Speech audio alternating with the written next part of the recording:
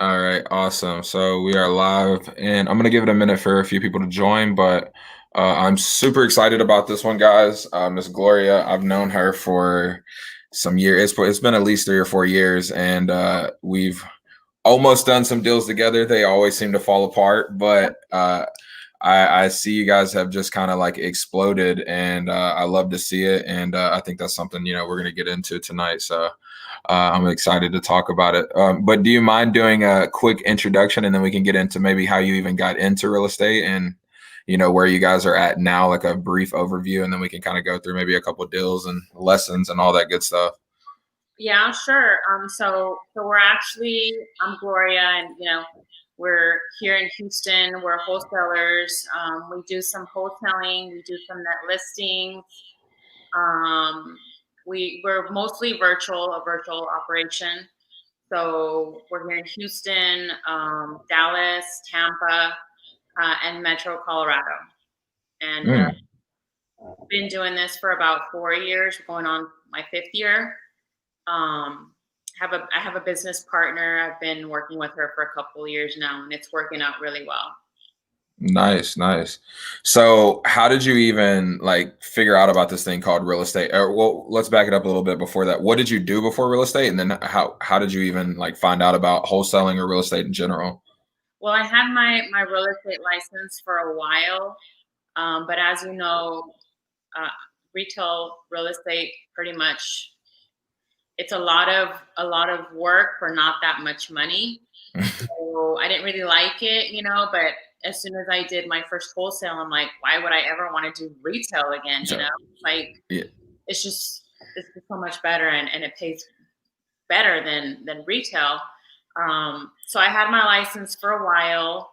I would of course see all those stupid HGTV shows, and they make it look so cool and easy.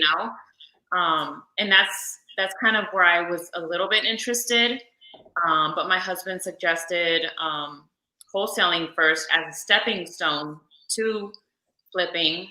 And I started going to, seminars and classes and stuff like that. And that's how I got involved with wholesaling. Oh, nice. And when you had your license, I'm assuming were you selling a lot of houses or like maybe a couple here and there? What did that look like? I was doing it full time because I wanted to spend more time with my daughter. Mhm. And I put as much effort into it as I wanted to, but even when you would close, it'd be like, it's not that great. Yeah, definitely based on the work. Yeah, the contracts would fall out, if they do something stupid to not get approved at the end, you don't get paid for all that time. So I just, it wasn't for me. Yeah, no, and I think that's important because, and I literally did a TikTok about this today. Is like, what is the best place to get started in real estate? Because I think everybody's journey is different, and I know for me, like I was in college forever, and then by the time I found out about real estate, like being an agent did not seem exciting. But if I look back, I probably wish I would have kind of got like my feet wet in being an agent, just understanding closing skills and dealing with people. So I think that's really important because everybody's journey is going to be different. But now being an investor, and when I found out about wholesaling and looking at it compared to an agent, I was like, there is no way I want to be an agent. And doing this business and dealing with buyers, I know we were talking about before, buyers and those that aren't investors, they're always a lot pickier, and they always want like the dumbest things fixed that don't matter. And like it seems exhausting. And they want to see 50 houses. And then after those 50 houses, they still want to see more. So it just wasn't worth it to me. Okay. Yeah. It definitely Yeah. helped, but retail real estate is completely different than wholesaling. You can be an agent and still not really know how to wholesale. It's not the same thing. It's completely different. Yeah, So and I think that's a good point because most agents think they think it's illegal, or they say it's illegal, right? yeah, they do. All the time. And I have people message me. I even got a message this week about somebody who's like, is this illegal? Because there's like an old article. And I'm like, bro, it's wholesaling is good. So that's awesome. So you got into wholesaling, and then, what did that look like? Like, how long did it take you to get your first deal? What were you doing then to get a deal? And, how much did you make? And, how did it work out? Was it all smooth as it sounds, or as they make it look on HGTV? Oh no. So I was working a regular 9 to 5 job. I was working for a commercial real estate investor. He had a lot of commercial buildings. I was working as the paralegal, and I really just honestly, I worked in several different places, and I hated every single job. It just wasn't. I just didn't want to work for anybody. I didn't want anybody to tell me when I can go on vacation or what time I can get off. I just was never going to be a good employee ever. Hmm. So I started, thinking, well, I have my license. Why don't I, figure out how to become an investor? So I started going to classes. And then I had an accident where I totaled my car, and I was working from home for this, real estate company. And somehow, since I was working from home and, still on really heavy pain meds, I got fired. And I was like, I am not going back to a nine. This has to work for me, So I started handwriting letters. I treated it as a 9 to 5. I, would get up and I'd say, okay, today I'm gonna handwrite letters. I'm gonna mail them. I'm gonna make phone calls. I'm gonna scour Craigslist. I was looking everywhere I possibly could to get a deal. And I actually had set up like an alert on my phone on Craigslist, and a lead came in, and they were wanting to sell. And that was 2 weeks after I had gotten fired. And so Oh, nice. yeah, they were looking to sell, and I swear I jumped on that call so quick. And they're like, "Oh, I'm showing it tomorrow at 10. I said, I will be there at 9 because I wanted to get this deal. And she kind of was like, okay. And then I thought about it. I said, man, if I wait until somebody goes tomorrow, I'm not going to Mhm. get this deal. And so I looked at the numbers, and I literally gave her an offer over the phone. And she kind of thought that was really weird.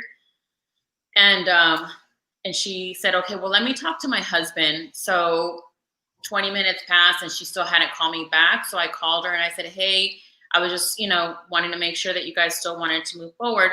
And she said, yeah, my husband's fine with it. So I sent her a DocuSign contract. She signed it. And that was how I got my first deal, you know? Oh, nice. Um, No, I think that's so. Just a couple things I want to pick out here is like, first off, your experience probably from being an agent showed you how to do contracts and things like that, and you understood the market, so you saw whether you, or at least you probably thought it was a deal or ended up being a deal. And then on top of that, you just took action, right? Like 2 weeks in, so many people like, how do I get going? And I know you probably get these messages, or we see the same people at networking groups. They've never done deals. They've been doing networking longer than they have real estate, right?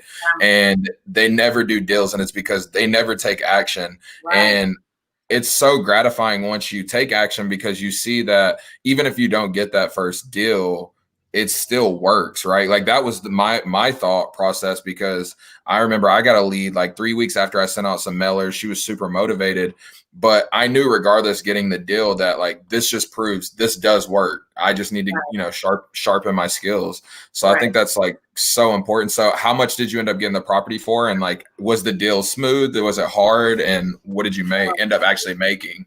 It's never smooth, But that was my first deal. I got it under contract for 30. It was a burn house. I got it under contract for 30. I turned around and sold the contract for 8,000. And the guy was the husband was very I don't know, he was kind of like macho, and Mm, he was like very kind of bossy and stuff. So the title company made a mistake when he signed. They put the mm, wrong amount. It was a lower amount than what we had agreed to. I don't know how they messed up. And they didn't want to correct the mistake, and the seller didn't want to go back to the title company and sign again for the correct amount. So mm. I originally was under contract to make 8,000 for my first deal. I was super excited. I was like, oh my God, you know? So they ended up making the mistake. I ended up having to pay for it. Like I had to just take that loss, and they deducted the $3,000. So I ended up making 5K on my first deal. It was difficult because he didn't want to, he didn't want to go back to the title company. And then the buyer kind of saw that, we were having issues, and he kind of took advantage, as well. Mhm. So he was like, if they don't sign today, I'm walking. So it wasn't smooth, but it was definitely, it proved to myself that I could do this, and I really was motivated because I truly did not want to go look for a 9 to 5. So it worked. Yeah, and I think there's so many things that you just said because every deal is different. And the reason I ask, what did you plan to make and what did you actually make? Because Yeah. I mean, and I'm sure you know that we had this happen like even 2 weeks ago, man. Like we were supposed to make, I think like 10 and we ended up making like 6 because and sometimes you can still do everything you want and can control and it'll still go wrong.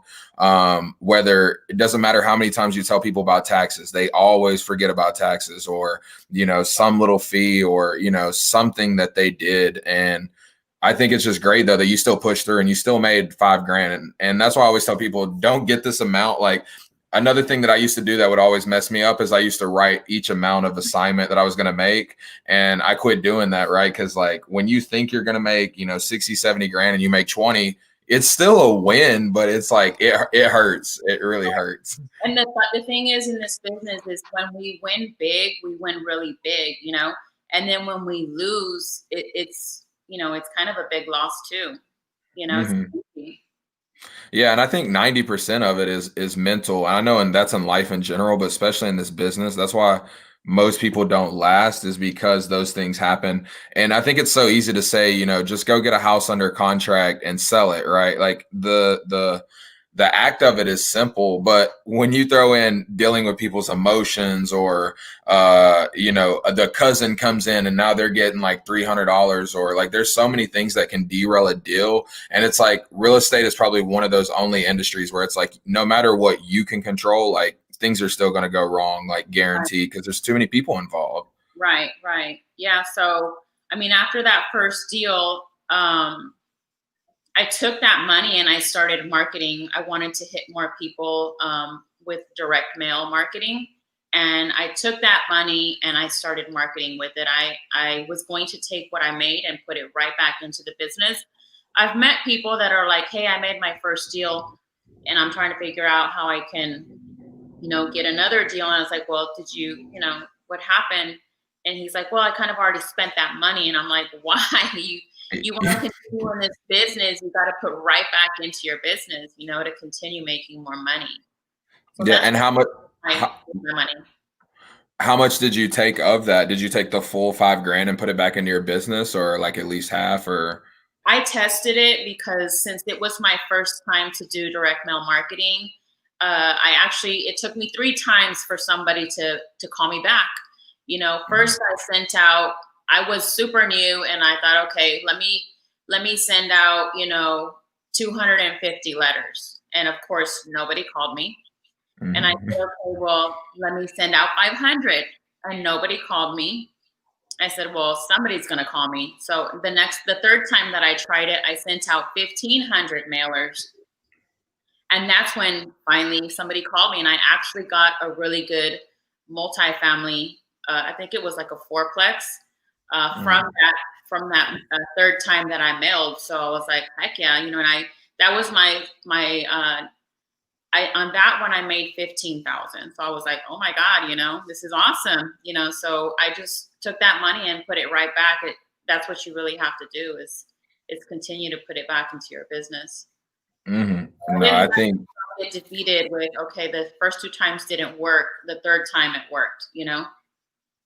No, and I like that you just got more motivated when it didn't work with the second one. You're like, well, I know if I do more, and I think that's what scares people is they're like, I'm doing a little bit of action, and I'm always like, you need to 10x it, right? You're not talking to enough people, Right. and that was the days of direct mail. Now they have everybody calling them, texting them. Yeah, yeah. We don't do direct mailing marketing anymore, but back then, yeah, it was all about numbers. And since it was my first time, I tried it until I finally figured out how many mailers I had to send out to get a deal. And I think that's another thing too is you have to keep sending or learning your numbers, your ratios of what works. Because like you said, so many people will spend money and not get a result, and they'll be like, "Well, I'm done with this. It doesn't work." Right, And you know it. And I like you said, I've spent. I'm sure you have too a lot of money, and it just nothing. You got no response or minimal response. right. That's just part of this business. But then you may get a referral deal, right? Like, how does that work? I think it's just energy you put out. Like if you're doing the work, you don't have to understand where it comes from. It's just gonna come, right? You're gonna get out what you put into it. Mm, yeah. Yeah. No, I think that's great. And direct mail, like you said, we haven't done direct mail in over a year. And the thought of it is like just it makes me think of just burning money at this That's how point. I feel about it. Yeah, yeah. I'm hitting And more people on the phone and SMS and RBM, rather than the mailers. I mean, I know people still do them, but I just feel like we hit more people in with other methods. yeah, and it's a lot quicker, right? And even, we're getting to that point, especially now with Corona, it's kind of sped things up, but we're getting to that point where the older generation realizes, like, regardless, while you're still here, you're going to have to get on some type of electronic or mobile device, which now can be targeted a lot easier than, direct mail. They may check their mail, they may not, like it was, 3 or 4 years ago. Right. Yeah. And it's funny, last thing on spending the money is how people, like you said, they already spend the money because people always spend money before they get it. Right. And then they don't know where it went. And you could spend all 5,000 and not get a return. So Right. it's critical like when you get that first check, because I think honestly, like building consistency is harder than getting your first deal. And I know a lot of people would disagree, but I think when you've been in this business and you learn what it takes to build a consistent lead flow and funnel, that's why most people I feel like give up because they don't see results, or they try to change it, right? You get a check and it's like you want to change what you were doing. You just kind of scaled up from Right. what you were already doing. Right. No, in the beginning, I feel like you definite. What I did was I was like, I mean, I would get up in the morning, I would treat it as my regular job. And then after, in the evenings, I would get right back on that computer. And sometimes I would stay up till like, 12, 1 o'clock in the morning, looking at podcasts, reading, like Bigger Pockets and things like that. So in the beginning, there was a lot of education, a lot of putting as much, knowledge as I could, grabbing as much knowledge as I could so that I could, better myself. Yeah, and I think because now the information it's like everywhere, right? Yeah. But back then it was like Nick Ruiz and Sean Terry. But like you said, I listened to them religiously. My son was like 3 at the time, and he used to know like all the Bigger Pocket slogans and like Yeah. all. Yeah. I used to listen to those when I was in the car, the Bigger Pockets podcasts, and I wasn't listening to the radio. I was listening to, and they were super motivational. And I'm like, man, if they can do it, I can too. Yeah, absolutely. And I think that's the thing is relatability. And that's why I like doing these. And that's why I need to get more females and like women involved too, because Yeah. like there's so many dope ass women, and I feel like especially that I'm learning more and more about. And I think people find it easier when they can relate with someone, whether you're black, Hispanic, whatever it is. I think that's what makes it more relatable.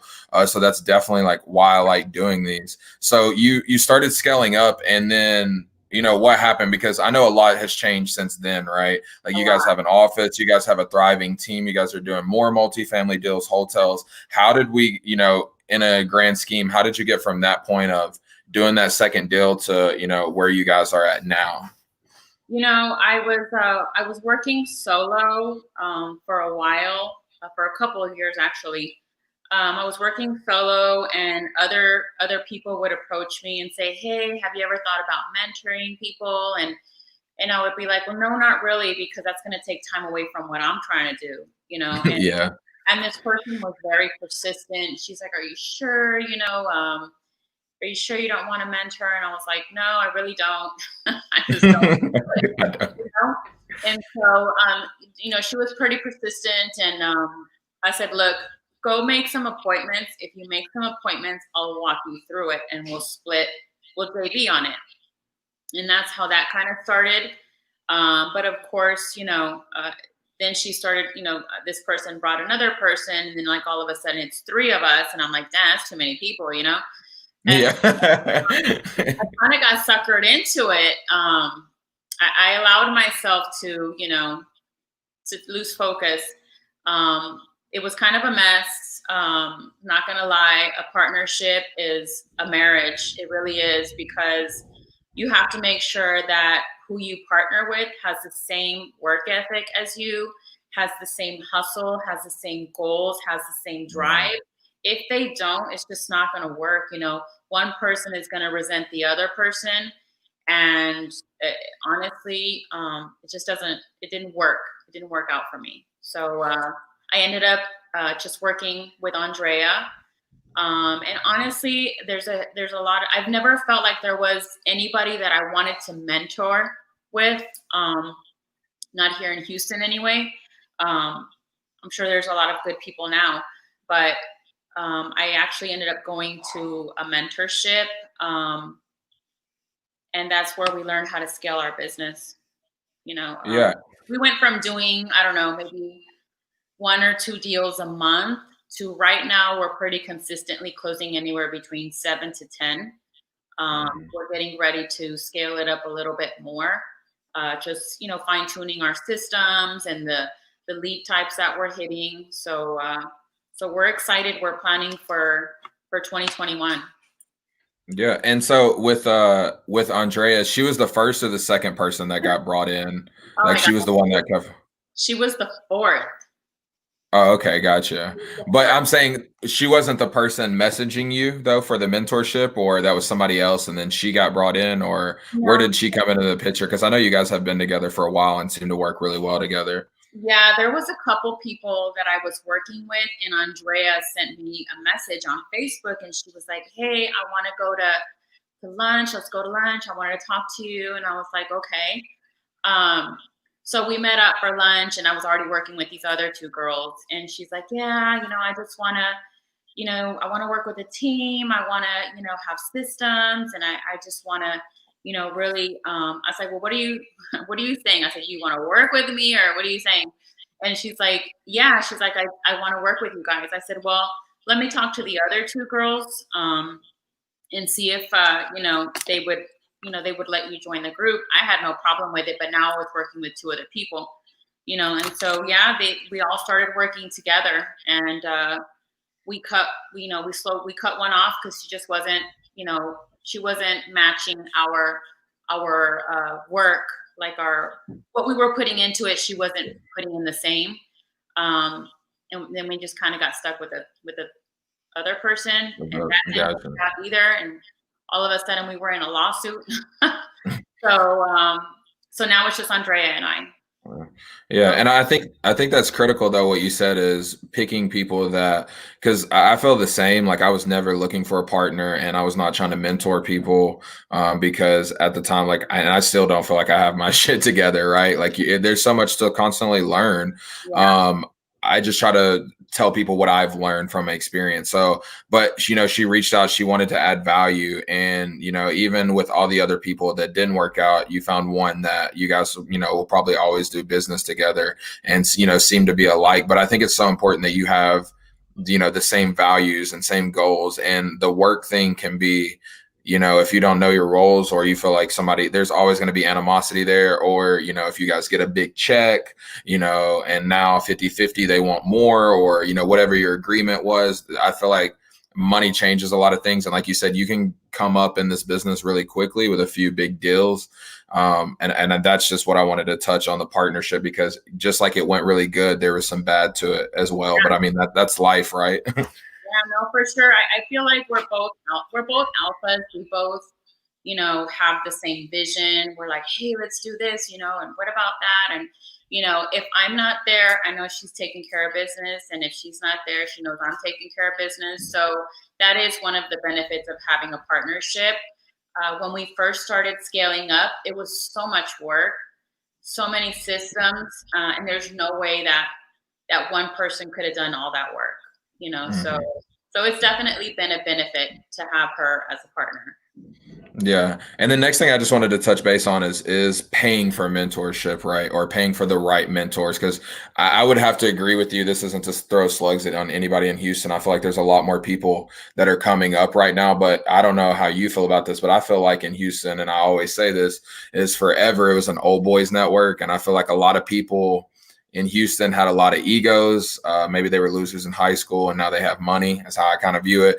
But and that's just to say that like ego and they I feel like you had to stroke that ego if you wanted to get a little bit of nuggets. And it's like now I feel like there's a bunch of go-givers coming up in our market and kind of changing that narrative. So instead though, you went outside of the market to find mentorship. What are your thoughts on paid more mentorship and finding who you should and actually invest your money into, right? Because everybody's trying to sell a course 30, 40,000, all this crap. How do you pick the right mentor and when do you think you should pay for a mentorship? When I was looking for mentorship, I reached out to a couple of people, and they were having me fill out this application. They wanted to know how much do I owe on my house, how Oh many God. credit cards do I have, how much is my credit line on these credit cards, and I was like, what is this guy? That's personal information. Like you don't need to know all that if you want to mentor me. And then, I ended up on a call with this guy and he was like beating around the bush because I was asking, well, how much is the mentorship going to be? And he just kept kind of like avoiding, Kicking the like, can. you know? And I was like, well, how much is it? And he ended up telling me it was something like $2,000 a month. And I was like, $2,000 a month. I'm going to throw that money right back. I'll use that money and throw it into marketing. And I, Yeah. and I just felt like I just, he didn't give me the right feeling because of all the personal information that he was asking me for. So I was like, nah, I'm not doing that. And I actually had seen the person that we ended up going with on social media, and that was on my vision board. I wanted to go to one of his events, and I did end up going to his event. And this guy is very flashy and very just very active on social media.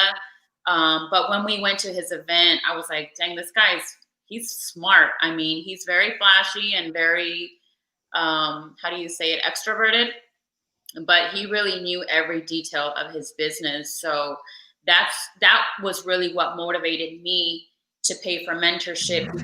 He showed us with data and spreadsheets, and he literally opened up his business for us to see how he was doing it. And that was how I got, that I felt like it was worth it. I wanted to learn how he was doing and what he was doing and what systems he was using.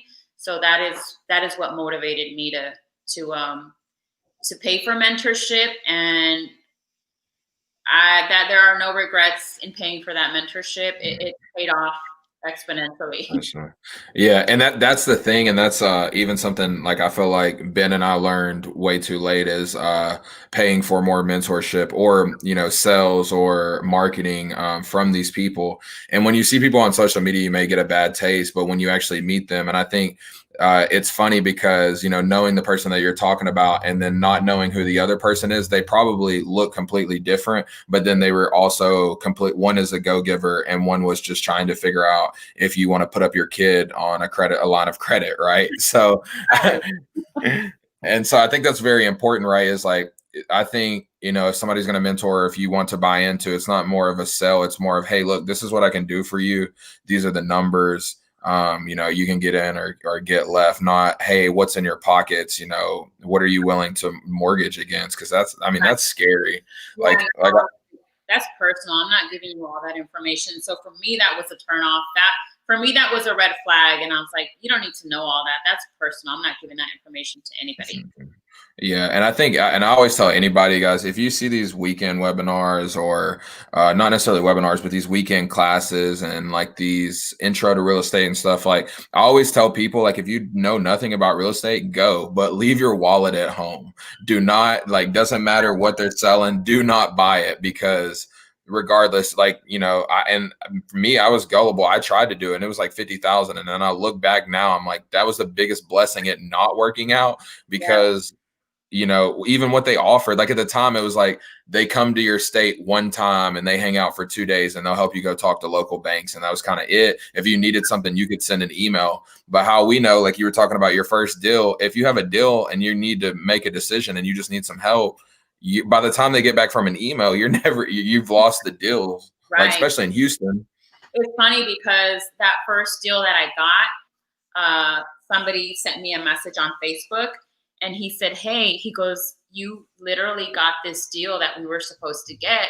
He goes, "But I guess you were quicker than my sales guy because you got it." And I was like, that's exactly what I knew was going to happen. I knew that somebody else was going to show up at 9 o'clock the next morning and that was going to leave me out. And I was like, no, I'm about to get this deal. So Yeah. I didn't let that opportunity go. Yeah, no, and I think that's important because I remember when I got started, I read Nick Ruiz's book, and that was one thing he said was that you need to wait. You need to be the last person to make an offer so you can see, what everybody else offered, and you can beat their offer better at whatever. And then I did that like twice, and I lost deals, and I was like, I'm not fucking waiting. Like I need to get in the mixer, try to close it first, right? Especially in Houston. I mean, there's almost 7 million people here. Like that's And not gonna fly. this guy he has a big operation here in Houston. Mm, So I was like, okay. gotcha. I felt like, wow, okay, cool. Yeah, speed of implementation, right? Like action. That's why it's so important. You didn't wait. Like you got it from Craigslist. You took action and wrapped it up. Like that's what I love about this business. Yeah. Um, but so you guys did the mentorship. What was your, I would say, takeaways? Like obviously you don't have to break everything down, but what were your big takeaways? Because I feel like at these events or when you go to a mentorship, there's always these things that are like maybe so simple, but we overthink them, or you just hearing it that one last time. Like, from where you were at, what was your big takeaway from that mentorship? And, what were some things you guys did when you got back? We systemized everything. There was a lot of systems where we were pulling our data from, uh, just really making our Podio work for us, making our CRM work for us. We just had a regular little. Actually, honestly, I was using just a regular Excel spreadsheet to keep track of my leads. And so we switched over to a Podio and you know pulling our data and automating our SMS and RVMs, hiring some cold callers. So just putting all of that into place was how we were allowed to increase our deals and virtually doing it. Because we used to go to every single appointment before, and honestly, you go to one or two, even maybe three appointments, it takes all day. Mm, yeah, And especially in Houston. right. And by the time I felt like we could just get these deals over the phone, by the time somebody else is trying to go to this appointment, we already locked it up over the phone. So that was probably the biggest The change biggest one. in our operation. Yeah. Got you. So what does that look like when you say virtually? Because obviously you guys are in Houston, say a lead comes in or you guys are cold calling. What does that look like with you guys like locking it up and, getting pictures? Do you renegotiate like, all that? Yeah, so if a lead comes in and say, yeah, I'm interested, let's, we agree on price. Okay, well, we're going to send them a DocuSign. You let them know that we're going to need pictures and that this price that we've negotiated with them is contingent upon the what the property looks like, Condition. based on, hey, as long as everything that you've told me checks out on the property, then we're good to go. So that's how that looks. Gotcha. We have a runner to go take pictures of the property. We also have a runner that goes and does the showings for us.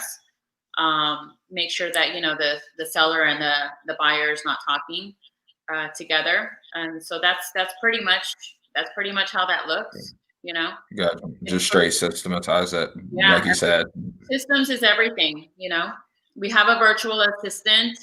She's kind of like the backbone of our business. Whenever we want to implement something, we'll say, hey, Jonah, we want you to implement this. Let's figure out how we can do this. So she's a huge help.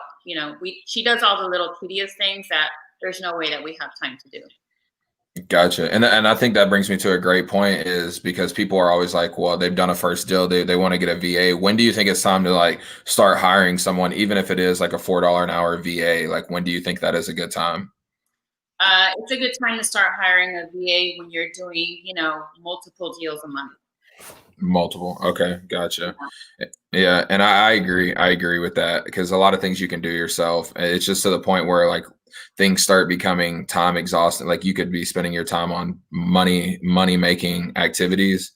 yeah, You should probably move on. Like I spent 3 hours pulling probates every Monday for like 40 leads. Like it was, I don't know. Like I'm just very hard headed when it comes to these things. So, don't know how to delegate something, it's tedious to pull the data, to scrub that list, to get it ready for skip tracing, um, to then get that list, to input it into your, SMS, RVM, and cold calling system.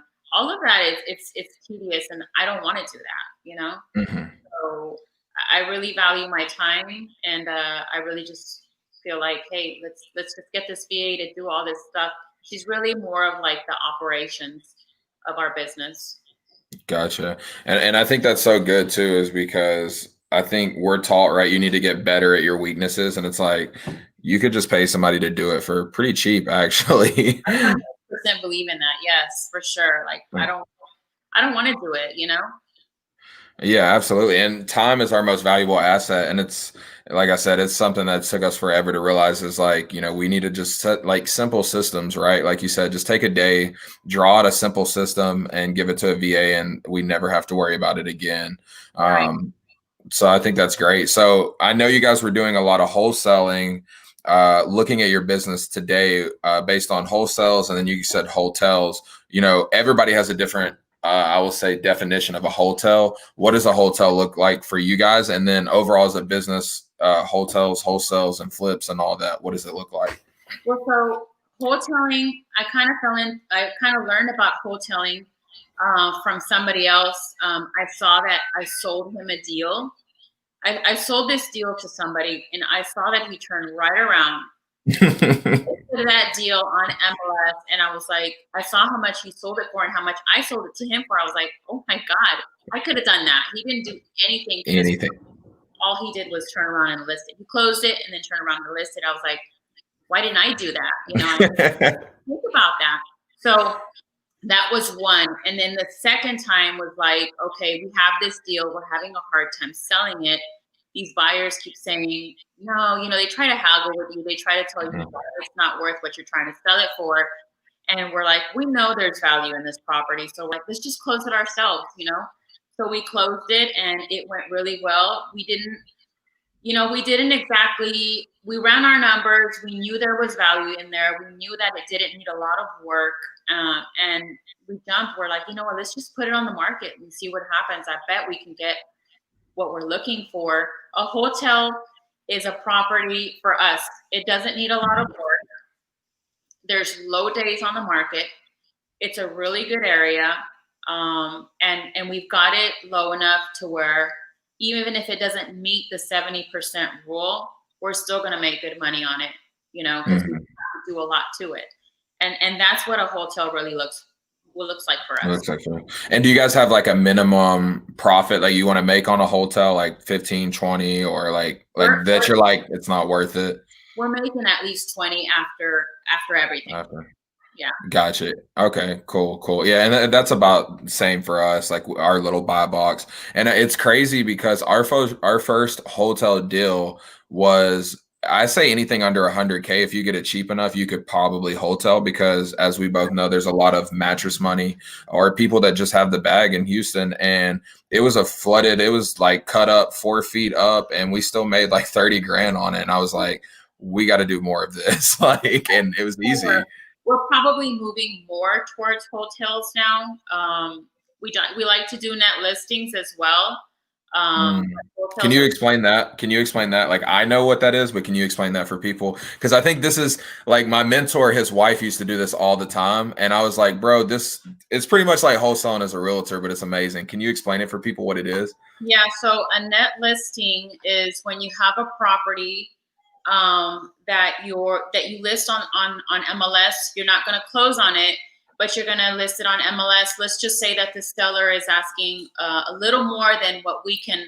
We know we can't wholesale it for that amount, but we know it's Mhm. still in between the numbers of a hotel and an as-is home or a retail. So we'll say, hey, look, we can't give you what you're asking for, but what I can do is I can list it for you. I'm going to add the closing costs and commissions to the price. You're still going to get what you're looking for, and it's a win-win for everybody. You still have to sign a listing agreement to cover your ass, but they know, they're fully aware of what you're doing. Got you. And when you all do net listings, do you have a certain amount you want to make, or is it going to be based off of the deal? We did a net listing in Lindale Park. Um, the on that one we made like 18, and the real estate agent was like, "Dang," she's like, "How did you convince the seller to pay you that kind of commission?" And we're like, "We have a listing agreement. It was in the listing agreement." Yeah, and you have the amount in the listing agreement, or it just says closing costs? Like, there's no No, exact amount. it says, the listing agreement says that the agent is going to profit anything over list price. And then it also has a clause in there that says the closing costs and commissions will be added to the price. So, I mean, we have to disclose it. So we're covering our. Mhm. Yeah, and I think everybody should be aware because like most realtors do not understand like net listings at all. And I think like even if you're a realtor, you should understand every facade or aspect of the business because there's so many ways to make money and you're literally just solving somebody's problem. That doesn't mean because I think what happens, especially when you're a realtor and you just go through the schooling and you figure this is how it's done, and then you get paired with like an old realtor and they just tell you like this is what I've done for years, doesn't mean it's the right way. They get stuck in this like box. And I think even I see a lot of investors do it too, right? That's why it's good to wholesale and do all these different things because people get stuck in these boxes and they're like, well, this is the way it's done. And it's like me, I'm sure you're the same way. Obviously, it's like I look at a deal and it's like, how can I make the most amount of money? And usually with the least amount of work, but at least the most amount of money, right? And what's it going to take to get there? And net listings is just a very creative way. And like I said, like, I mean, it was just natural when I got started because my mentors did it, but I'm like, that makes sense. It's pretty much like wholesaling, but as being a realtor Like and wholesaling, but listing it on the market. And there's okay. so many more buyers, and literally you can build your buyers list from all these buyers that are paying higher. Because we Right. listed properties that are as is. I mean, it literally needs, probably a new roof, it needs paint, it needs a lot of work, and we're like, we're not messing with that. Let's just list it. So how we fell into net listings was that we had a property in our contract. It said that she was giving us permission if we wanted to list the property on MLS. Well, we ended up listing this property, and the agent was super. I mean, it was on the market for a few hours, and she was like, "Hey, I got a buyer. Please don't sell it to anybody. We've been looking. Please, let us go look at it. We're ready to put an offer in." But then I don't. She saw something in the when we were signing the contract. It kind of scared her because we were wholesaling it, and it fell apart. She was like, um, yeah, this doesn't look right. I'm going to have to show it to my broker. And I was like, oh my No, God, no. what a hassle. I can't believe we fell into this agent's, she doesn't know she doesn't know what we're doing, and she doesn't really want to know. So we're like, you know what, from now on, let's cover our butts. Let's get a net listing agreement. And we ended up closing that anyway pretty quickly because, we listed it under market for investors. And so we didn't lose, we still sold it, but that's just an example of a lot of realtors out here that are super misinformed. Yeah, and I think also because they're probably throwing away a lot of leads. Like I don't know how realtors get leads, but I know if you had somebody and then that's what I'm saying, you're so focused on this one thing that you miss like, hey, you could still probably make more than your commission and you know what I'm saying, still help somebody out. And then who knows, because that's the beautiful thing about real estate is like who knows who's gonna, like, you never know where your next lead is gonna come from. Like we got a lead on this new house, and it's because Ben's been calling the lady or following up with her for like 6 months, and she's like, hey, and then she just called him the other day and was like, hey, I don't need to sell, but my neighbor does. You know Yeah. what I mean? So it's like you never know. Like you never know. Yeah. Yeah, no, we definitely are. We're not doing as many listings as before because we're just closing on them now, but that's definitely a really good tool to have, there's different ways Mhm. of just positioning a property.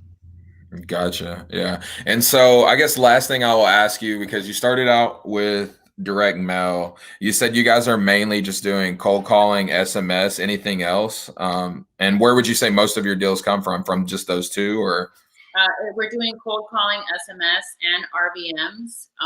Honestly, we hit every single lead all three ways. Nothing goes. We hit them with a cold call. If they don't respond with a cold call, they'll respond with an RVM. They'll call our office. If they don't respond to the RVM, literally some people will only respond through SMS. So That's every single one of our leads is hit every single way that we do right. market, and that's how that works for us. By hitting them with all three methods. Probably cold calling is our number way to get deals, but actually we get deals through SMS and RVM as well. Nice, The nice. majority Yeah. is from cold calling. Gotcha, gotcha. Yeah, no, no, I think that's great. And the RVMs, we haven't done RVMs in a while, but we're about to start back. Just because you're gonna get so many. But I think like you get deals when you're consistent. It doesn't matter where you come from. And same thing, we're hitting you every which way because people respond different. And the weird thing about text leads is like I don't know if it's been like this for you guys, but we've done at least like 3 deals where we've never talked to the seller over the phone. Like it's only been through text. Like Yeah, that's it. it's weird, but it's like I don't care if they don't want Yeah.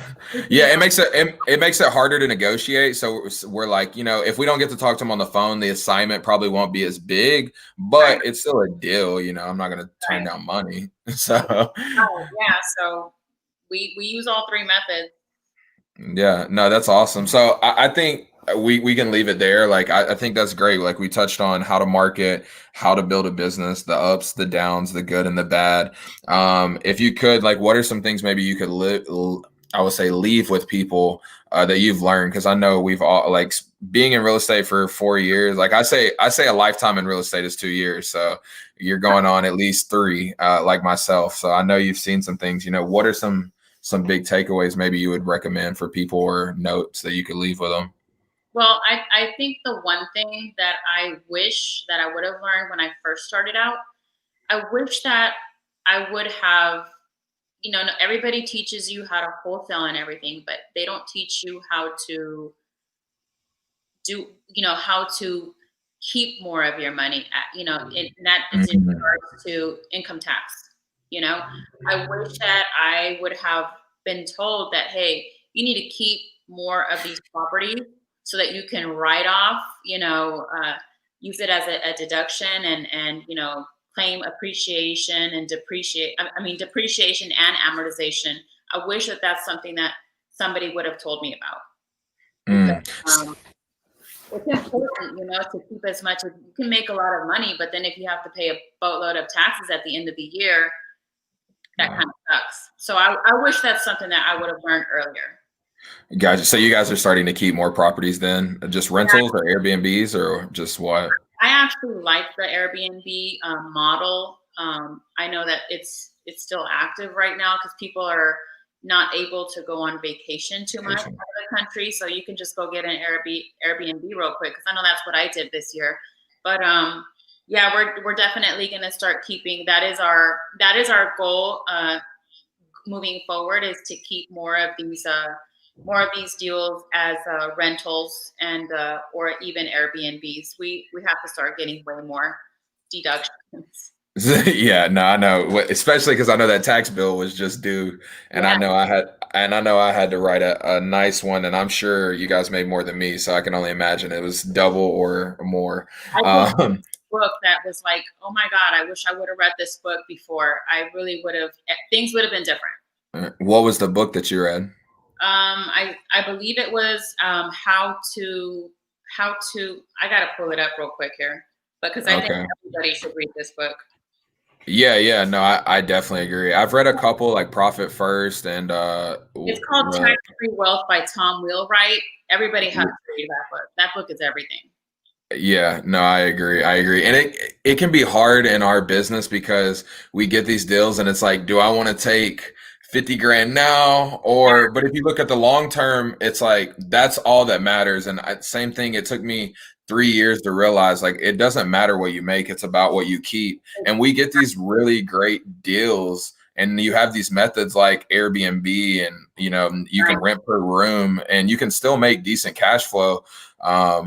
And wealth capital, like just capturing wealth. Like I know with my rental, the first one that I bought, like from the time that we bought it, based on the numbers we ran, it went up like 20 grand in equity. Now that's not going to happen each time, but if it did that in a year, imagine what it's going to do in 5, 10, 15 years. And we know Houston isn't slowing down. Exactly. Yeah, no, it's still hot.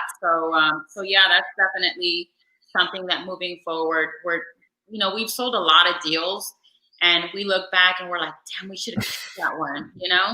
It's like, Yeah. Yeah. I met with a guy who did financing, and he was telling me what this house appraised for that I sold this guy. And I'm happy for him yeah, because I know he got an amazing deal, and it was really far. That's why we didn't want to keep it. It was two houses. But when he told me what it appraised for and knowing worst case what he put in, I was like, good for him. Like he just yeah. captured like 150 grand in equity. Well, And you didn't lose, you learned. So now you know. yeah, exactly. Exactly. So that's awesome. Well, I appreciate your time. Is there anything you want to leave the people with, like where to follow you or anything you want to promote or? I am on Instagram as Gigi Buys Houses. I don't really post a whole lot on Facebook, but we definitely post, stuff that we do throughout the day on Instagram the most. Yeah, I watch you guys. That's what I was saying. I haven't seen, well, obviously with COVID, I haven't seen you in it seems like at least a year, but I watch you guys and we chat about things, and I love seeing your success, and you guys are killing it. And I can't wait to, see you guys grow even more and us all grow together. And like I said, just really change the map of the Houston market and, you know, winning with everybody. So that's awesome. Well, last thing, guys, every Thursday, once again, we're going to be here next week. I don't want to speak on it, but I should have some interesting guests as well. It's going to be a newbie. We're supposed to close his first deal tomorrow, so we'll cross our fingers because it's been one of those where the seller went ghost and showing up is just everything. So we'll break that down. If not, I have some other things planned. So join us every Thursday, 7:30. And I appreciate your time, Miss Gloria. Thank you. Thank you.